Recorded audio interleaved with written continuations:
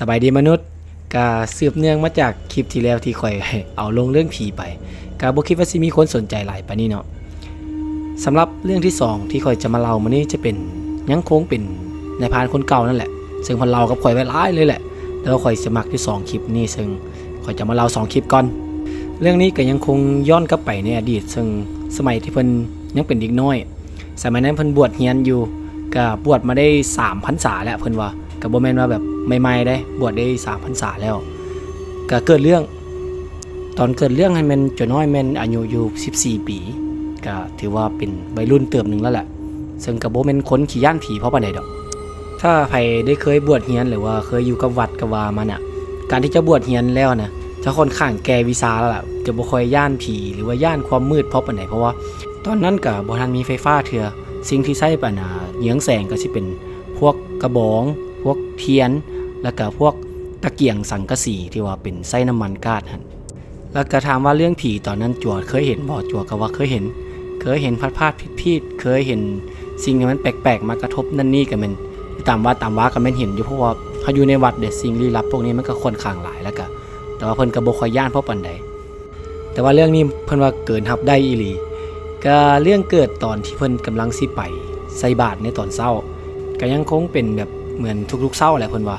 ก็ตื่นมาอาบน้ำเกี่ยมเครื่องเกี่ยมบาตรเพื่อที่ไปใส่บาตรในตอนเช้าก็แม่นย่างไปท่าเนี่ยพออยู่หน้าวัดเลยตัววัดมันจะอยู่ที่เมืองหาดไซฟองเนี่ยเป็นวัดที่อยู่ในตัวเมืองนี่แหละบ่ไกลดอกเป็นวัดที่มีธาตุที่เป็นหินแล้วก็เป็นวัดศาลาเป็นไม้มีเสาหลายๆในตอนนั้นในวัดจะมีกันอยู่แต่4 องค์ก็คือมียะพอ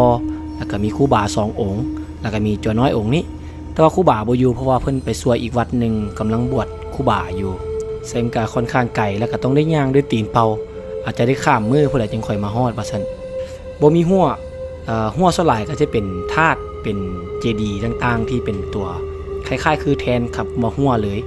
แล้วก็มีประตูโค้งนี่เป็นประตูโค้งไม้แล้วก็จะมีลวดลายเขียนชื่อวัดใส่น้อยนึงแต่ว่ามันก็ค่อนข้างเก่าแล้วล่ะอ่านจนแทบบ่ออกสำหรับกิจวัตรประจำวันที่ของการไปใส่บาตรแม่นก็เพิ่นก็ลึ่งแล้วล่ะแต่ว่าเธอนี่เห็นจนน้อยฮู้เลยว่ามันจะยากนิดนึงเพราะว่าต้องได้ผ่านบ้านที่ว่ามีคนเสียชีวิตซึ่งเพิ่นหาก็ไปสวดทรงสการกันวัง2 มื้อก่อนแต่ถามว่าเป็นตาย่านขนาดนั้นบ่จนน้อยก็บอกว่าบ่ปกติเพิ่นก็สวดประมาณนี้แหละแล้วก็เคยเจอมาหลายแล้วเพราะว่าบวชมาหลายพรรษาซึ่งสิ่งเหล่านี้ก็บ่เฮ็ดให้เพิ่นเป็นตาย่านเพราะปานใดก็แต่ว่าทำใจไว้แล้วล่ะว่าต้องกายบ้านที่มีคนเสียชีวิตก็หลังจากที่ยะพอเพิ่นย่างมาฮอดก็แม่นเริ่มออกย่างกันเลยเพราะว่าตัววัดกับตัวบ้านแม่นห่างกันประมาณ 10-15 นาทีได้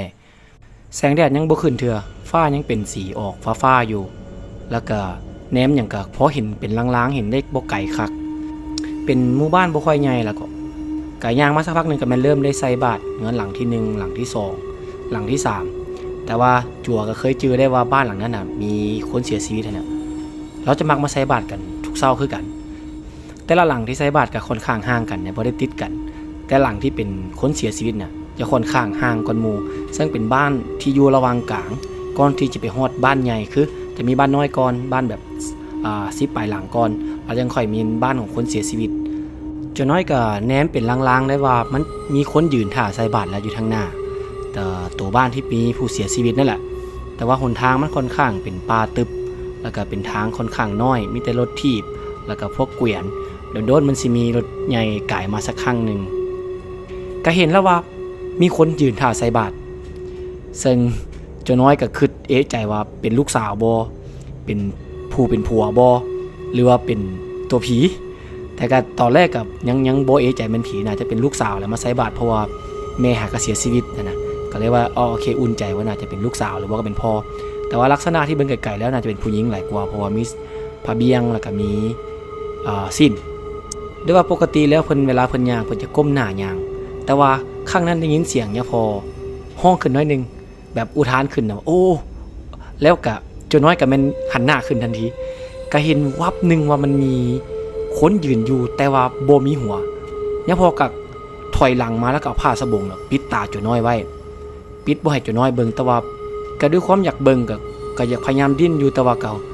บ่ดิ้นหลายเพราะว่าฮู้แล้วว่าสิ่งที่ยะพอบังไว้น่ะมันน่าจะผิดปกติอีหยังสักอย่างจริงบ่อยากให้เบิ่งแต่ หลังจากนั้นก็เป็นพักกันย่างไปเรื่อยๆย่างไปเรื่อยแต่เสียงเนี่ยพอก็บอกบ่ต้องเบิ่งบ่ต้องเบิ่งอยู่ดีๆอยู่ดีๆสินะแต่ว่าอีกคำหนึ่งจะแม่นเว้ากับคนที่อยู่ทางหน้าอยู่อาจจะเป็นลูกสาวเราบอกหรือว่าเป็นไผก็บ่ฮู้ว่าเจ้าน้อยก็ว่าประมาณว่าบ่ต้องสนบ่ต้องมากวนพวกค่อยเจ้าเคี่ยวไปพวกค่อยบ่รับบาตรเจ้าไปสู่ทางที่เจ้ามาซะเจ้าฮู้แล้วบอกว่าเจ้าเสียชีวิตแล้วคำนี้เจ้าน้อยคิดออกทันทีว่าสิ่งนั้นน่ะมันน่าจะเป็นผู้หญิงที่เสียชีวิตไปหลังจากนั้นก็เป็นยะพอก็เป็นคือสิเป็นเรายู่หรือว่าเราพิษกับผีนะเราเฮ็ดให้เราหลุดออกจากผ้าสบงนั้นไปทีนี้